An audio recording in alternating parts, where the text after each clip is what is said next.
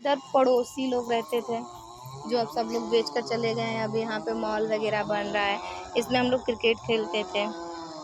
पर अब इधर बहुत गंदगी हो गया है, कोई रहता नहीं है, सब लोग चले गए। आसपास के जो लोग थे पुराने, सब लोग चले गए हैं।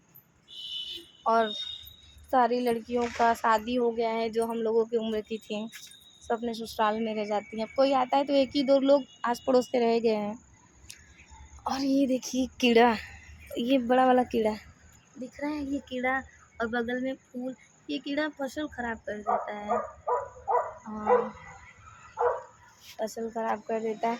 और मेरे घर में शमी का पेड़ है, और उसका कनेल का है, और परजाता का भी है। ये शमी का, सॉरी, आंवला का है, और ये कनेल का है, वो परजाता का है।